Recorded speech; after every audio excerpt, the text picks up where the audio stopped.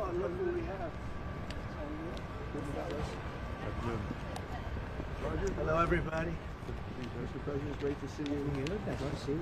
I do know Roger. Good to see you. Thanks again for last night. Appreciate it. That was great last night. Also, you had the hostages there. That was great. Oh, those hostages, boy. They really they were fantastic. You were terrific, Mr. President. Thank you. You got the market seeing your brilliance. Yeah, that's up almost 7 points. 2,500 points. Nobody's ever heard of it. It's going to be a record. Amazing. Yeah. Will you make an announcement the next day? Yes, sir. Smart. Yes, sir. Absolutely. Hello, everybody. How are you? These are nice cars.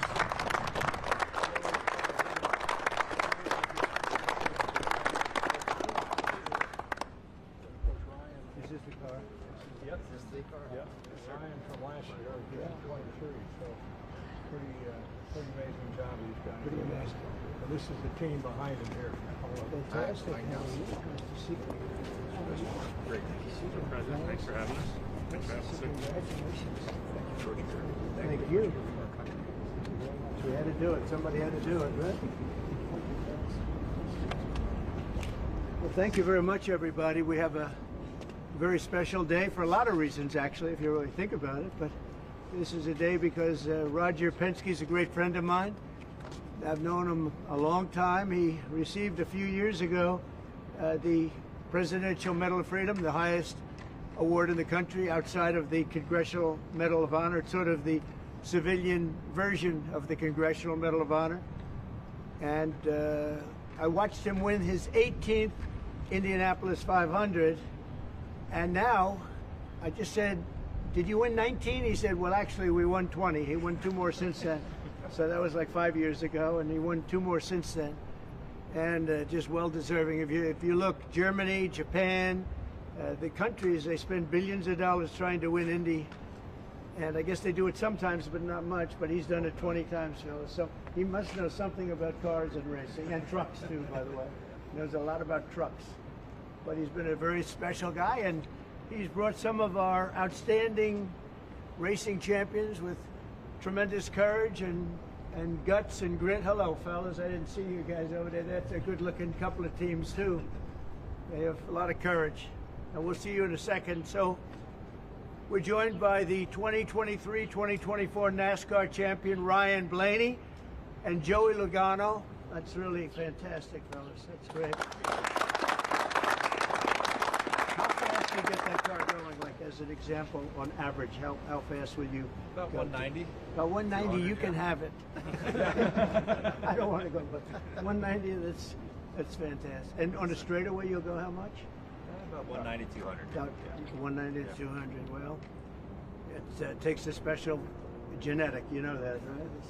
It's genes. Not only it's genes, really. Most people couldn't do that.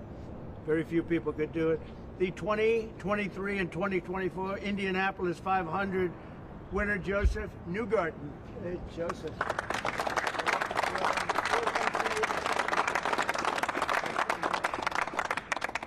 And the 2025 champions of the 24 Hours of Daytona, Felipe Nasser, Nick Tandy, and Lawrence Ventura. Thank you, guys.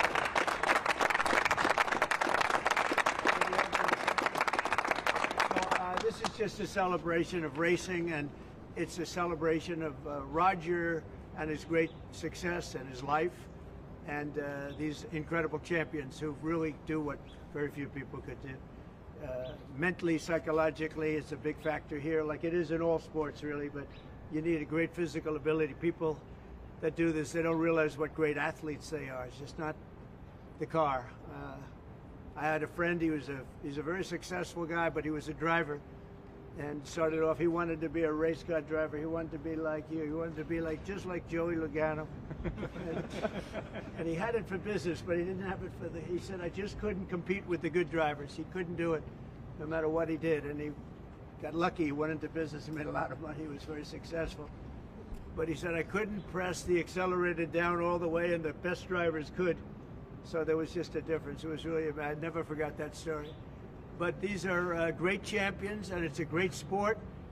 And what you've done in Indianapolis also with the track and everything has been incredible. I mean, it's really incredible. People tell me it's been amazing. I'll have to get there. I'm going to have to get there maybe this year with you. But Open invitation. well, thank you very much. Thank you. We did Daytona. We went around the track in the Beast, what's called the Beast, with the thick windows and the whole thing. And you're not supposed to hear anything, but I heard the fans. They were going crazy outside. So it was a great honor. So I just wanted to welcome them to the White House, a special place, very, very special place. And we love champions, and these are the greatest champions in the world. These are the greatest champions in racing, and it's an honor to have you all. And thank you very much, all of you. Thank you very much. I wouldn't ride in that thing if you paid me. How fast will that go? 240 plus. 240. Yeah. That's unbelievable. A weapon. Two-time winner of the Indianapolis 500, consecutively, right? Yes, sir. So what the hell are you doing? What do you eat? A Because lot I of want milk. some. Drinking a lot of milk. Hopefully it is. Okay, I'm going to take some. And that one is pure speed and endurance, right? Correct, sir. Speed and endurance. Is that car a very different car than, let's say, this one? Very different? Very different. Very different. Yeah. Made for... You gotta last so many hours, Right. and we all share the car, so three A drivers, totally different engine. different engine, Everything's different. everything. And you'll go, is it 24 hours? Yeah. That's a long time. And that car just, there's no let up, it's just constant, right? That's fantastic. Congratulations. That's endurance. Endurance is a big factor in life and success, I can tell you. So you guys have it. Well, thank you very much. Would you like to ask Roger or any of these champions any questions while we're here? Yeah. You started the morning saying be cool, and Be just a cool. few hours later, there was a pause put in on the tariffs. Can you walk us through what you were thinking about why you decided to put a 90-day pause? Well, I thought that people were jumping a little bit out of line. They were getting yippy, you know? They were getting a little bit yippy, a little bit afraid, unlike these champions, because we have a big job to do. No other president would have done what I did. No other president. I know the presidents, they wouldn't have done it. And it had to be done. What was happening to us on trade, not only with, you know, if you look at it, not only with China, but China was by far the biggest abuser in history, and others also, but somebody had to do it. They had to stop because it was not sustainable. Last year, China made $1 trillion off trade with the United States. That's not right. And now I've reversed it. It's for a short period of time, but we made $2 billion. We're making now $2 billion a day. And somebody had to do it. Roger actually said it. Charles Schwab was here a little while ago, one of the great financial people, and he said he's been waiting for 40 years for somebody to do what I did over the last month. And if you didn't do it, you wouldn't have a country. It wouldn't be sustainable. So I'm honored to have done it. And, you know, look, nothing's over yet, but we have a tremendous amount of spirit from other countries, including China. China wants to make a deal. They just don't know how quite to go about it. You know, it's one of those things they don't know how quite. They're proud people. And President Xi's a proud man. I know him very well, and they don't know quite how to go about it, but they'll figure it out. They're in the process of figuring it out, but they want to make a deal. And we have many other countries, as you know, many more than 75, and they all want to come, and they want to come here, or they'll go to Commerce, or they'll go to Treasury. We have our great senators here and congressmen. They'll call John, they'll do somebody, they'll go through somebody, but they're all calling, how do we do this? They all want to make a deal. Somebody had to do what we did, and I did a 90-day pause for the people that didn't retaliate, because I told them if you retaliate, we're going to double it. And that's what I did with China, because they did retaliate. So we'll see how it all works out. I think it's going to work out amazing. I think that our country is going to be at the end of a year or shorter, but I think we're going to have something that nobody would have dreamt possible. A man like Roger Penske, I don't want to get him in trouble with China, so I won't, but he would know that someday you have to cut the bow and you have to do what you have to do, right, Roger? and that's what I did, and I'm very happy to have done it. Mr. President, Was there anyone the Prime Minister of Greece just told Breitbart's Matt Boyle that he thinks absolutely the European Union and the United States could work out a trade deal that's win-win and, quote, mutually beneficial to both sides. I agree. What do you think about the Prime Minister's comments, and do you think a deal could be struck with the European Union? First of all, I know him, he's a good man, and I appreciate his comments. Yeah, a deal could be made with every one of them. A deal's going to be made with China. A deal's going to be made with every one of them. And there'll be fair deals. I just want fair. They will be fair deals for everybody. But they weren't fair to the United States. They were sucking us dry, and you can't do that. You know, we have $36 trillion of debt for a reason. We don't have it there for fun. They have it for a reason. And people took advantage of our country, and they ripped us off for decades. I've been thinking about this for decades. If you ever saw me on television, I was young like these guys. And it was a good old days, I'll tell you, Roger. But I was like these guys, young, and I was talking about it. Nothing changed, and nothing was done about it. Then I did it. In my first term, I did it, and did it well. We took in hundreds of billions of dollars from China and others, and I started the process, but then we had to fix up from the COVID mess caused by China. We had to fix up from that, and we did a good job of doing it. And when we handed back the reins after a rigged election, and when we handed back the reins, the stock market was higher than it was before COVID coming in. So, you know, we did a great job, but we didn't have time to do the big thing, which we're doing now. And it's, you know, it's like a patient is sick, you have to do surgery. Patient is very, very sick. And Joe Biden handed us over a country that was in very serious trouble, economically and in every other way. They let China run away with things. They let other countries run away with things. And maybe worst of all, in a certain way, is what they did at the border. We had people pouring into our country by the millions. Many of them were murderers and drug lords and thieves and people from prisons from all over the world. And there were people from mental institutions, insane asylums. They were taking their mentally insane, and they were dumping them into our country. And I'll tell you, Tom Homan and Kristi Noem are doing a fantastic job in removing them. And now the courts, the Supreme Court just gave us numerous good rulings where we have to be able to get them out. You had other judges trying to take over the system. And think of it, they take over. They want these people coming back. Tren de Aragua from Venezuela, the Venezuela jails that cut off the fingers of a man in Colorado. They cut off his fingers because he called the police looking for help. They said, "Did you call the police?" He said, "Yes, I did." "Put your hand down," and they cut off the fingers. This is what they want to bring these people back now. And I want to thank the president of El Salvador for the job he's done, because that is, that's the way it has to be done. And it's too bad. Yeah, please. Chuck Schumer and Nancy Pelosi, they've been talking about tariffs for decades. How come when these Democrat elites want tariffs, everything's hunky-dory, but when President Trump wants tariffs, all hell breaks loose? Do you see this double standard? I love this guy, whoever the hell that is. That's really nice. I appreciate that question. No, Chuck Schumer, Nancy Pelosi, everybody knew you had to do it, but they never had the guts to do it. It does take guts. It even takes guts for our country to go through it. That's why I say be cool. They were saying about, see, just be cool. It's going to work out. It's going to work out, and it's working out. I can tell you, working out maybe faster than I thought. But I said it's going to take a little conditioning. It's a transition to. It's really, I think it's a transition to greatness. It's going to be greatness.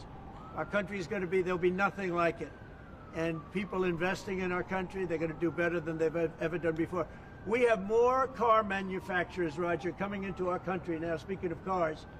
We've never seen anything like it. And they're coming in because of the election, but they're coming in because of the tariffs, because they don't want to pay 25 or 50 or whatever it may be. They don't want to pay that. They can't pay that. We had 3 cancellations in Mexico, building a plant. They're all coming into the United States. Canada, they're coming in. From China, they're coming in from everywhere. And that's just cars. We have chip makers coming. We're the biggest chip maker in the world from Taiwan, coming in, spending $3 billion to build plants, and mostly a big plant. This is a hell of a plant when you spend the kind of money that they're going to go $200 to $300 billion, not million. You know, you'd say million would be the right number. It's not. $200 to $300 billion dollars. Think of that, $300 billion. If you look at Apple, Apple is going to spend $500 billion building a plant. They wouldn't be doing that if I didn't do this. They'd just keep building them in China, and that's unsustainable. It's not a pleasant thing to do, but I appreciate the question. And you know, interestingly, Chuck Schumer and Nancy Pelosi, Crazy Nancy, they've wanted to do this for years, but they never had a president that had the guts to do it, because it does take guts, believe me. Was it the bond markets that persuaded you to reverse No, I course? was watching the bond market. The bond market is very tricky. I was watching it, but if you look at it now, it's beautiful. The bond market right now is beautiful. But yeah, I saw last night where people were getting a little queasy. I think everything had. Well, the big move wasn't what I did today. The big move was what I did on Liberation Day.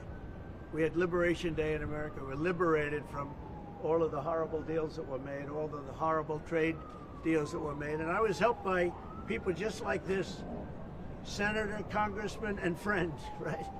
And we had great help in the Senate.